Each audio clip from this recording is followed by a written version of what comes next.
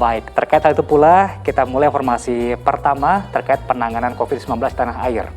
Melonjaknya kebutuhan oksigen di tengah pandemi COVID-19 ternyata dimanfaatkan oleh 2 orang distributor tabung oksigen dengan menaikkan harga hingga beberapa kali lipat. Nah, keduanya akhirnya ditangkap polisi di kawasan Mangga 2, Jakarta Pusat.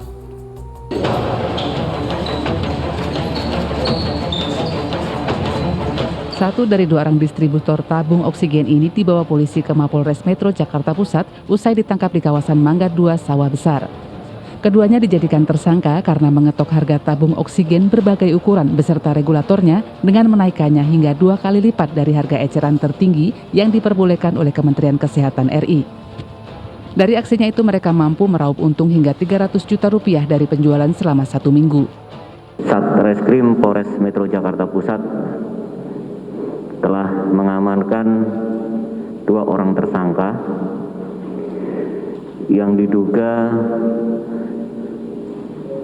menjual tabung oksigen dan regulator di atas harga normal, yang mana pemerintah sudah melarang untuk pelaku usaha mengambil kesempatan dalam situasi PPKM darurat ini. Dalam penangkapan ini, petugas menyita 166 tabung oksigen dan 126 regulatornya. Kedua tersangka dikenakan pasal berlapis, yakni Undang-Undang tentang Wabah, Undang-Undang Kesehatan, serta Undang-Undang Pencucian Uang dengan ancaman hukuman minimal 10 tahun penjara. Don Vito Samarta melaporkan dari Jakarta. Ya, astagfirullahaladzim. Jadi di saat banyak warga kita yang saling bantu-membantu memberikan isi ulang tabung oksigen gratis atau minjamkan tabung gratis, ini malah dimainkan harganya oleh beberapa oknum seperti ini. Ustaz, kalau dalam hukum pasar konvensional kan kita kerap mendengar bahwa semakin tinggi permintaan maka akan semakin tinggi pula harga produk tersebut.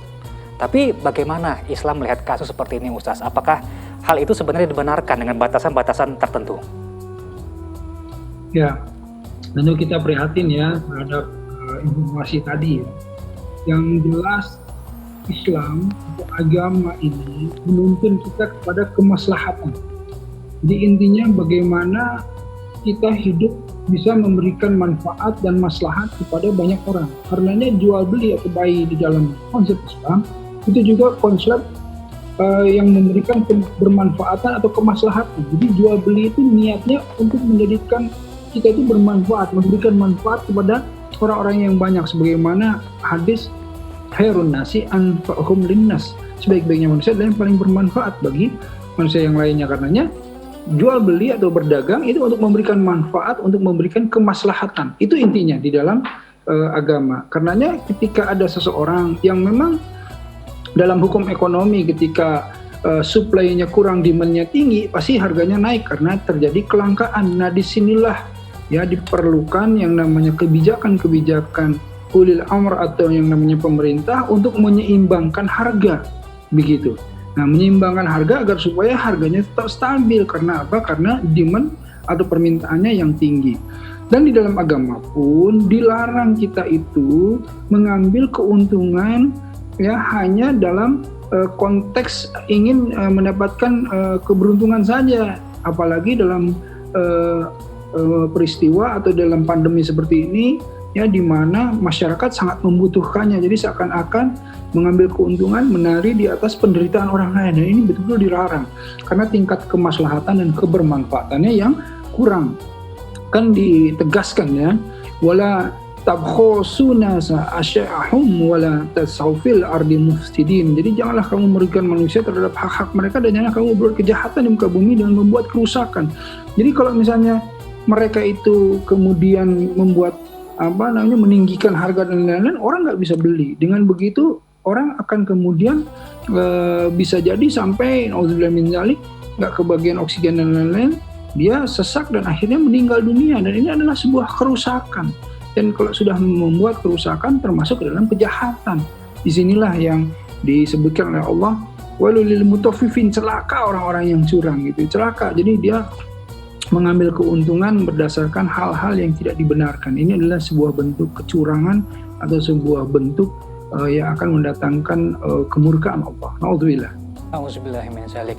Baik, kita menunggu misal dalam konteks pemerintah memberikan regulasi HET, harga eceran tertinggi. Jika ternyata itu belum ada, Ustaz, timbul pertanyaan para pedagang atau usaha sejenis ini, kira-kira apakah mereka halal untuk menaikkan harga, Ustaz? Mungkin ada berapa batasan warga yang sewajarnya dibolehkan dalam Islam? Ya, jadi yang sewajarnya memang ketika tadi ya suplainya rendah, demand-nya tinggi, pastikan para distributor khususnya dia mengambil juga harganya naik gitu. Nah, harga yang naik ini ada batas kewajaran, dan batas kewajaran ini tidak ditentukan memang, tetapi kita juga memahami sampai seberapa jauh batas kewajaran keuntungan. Apalagi kalau dalam konsep Islam, ya, di dalam kondisi kesulitan, dalam kondisi kita harus tolong menolong, ta'awun seperti ini, bahkan perusahaan-perusahaan atau orang-orang yang berusaha yang dilapangkan hartanya justru memberikannya dengan CSR, ya, dengan sodakoh, dengan cara artinya mungkin didiskon, malah dia tidak mengambil untung untuk apa? Untuk menolong. Ya, nah dengan perilaku seperti ini, itu insya Allah membuka pintu langit dan mendatangkan pertolongan Allah, keberkahan. Justru insya Allah akan berlipat-lipat nanti keuntungan yang akan dia dapatkan dunia wal akhirat. Yakin saja. Karena apa? Karena dia membantu saudaranya dalam kesulitan-kesulitan, dan Allah sangat menyukai orang-orang yang membantu saudara-saudaranya dalam kesulitan. Nah, ini karenanya harus kembali kepada niatnya tadi, ya. Kalau niatnya jual beli ini niatnya adalah memberi kemaslahatan, memberikan kebermanfaatan, tentu dia tidak akan kemudian mengetuk atau mencekik orang-orang dengan menaikkan harganya gitu, ya. Dan inilah yang kemudian dihindari. Karenanya banyak yang harus dilakukan oleh orang-orang Muslim atau kita semuanya pada saat pandemi dan saat orang masyarakat sedang kesulitan ini. Pertama adalah bagaimana kita berkumpul untuk saling tolong menolong, ya. Jadi ada sekarang saya lihat relawan-relawan yang memberikan oksigen gratis, ya. Ada yang perusahaan-perusahaan atau yang berdagang oksigen itu dimurahkan, diskon, ya. Nah, pemerintah juga sesegera mungkin insya Allah mudah-mudahan bisa memasok oksigen agar supaya tidak lagi terjadi kelangkaan. Amin. Sekali lagi kita doakan semoga para pedagang yang tidak mengambil untung yang terlalu berlipat-lipat, yang berlebihan, terus mendapatkan keberkahan Allah yang tidak terputus-putus.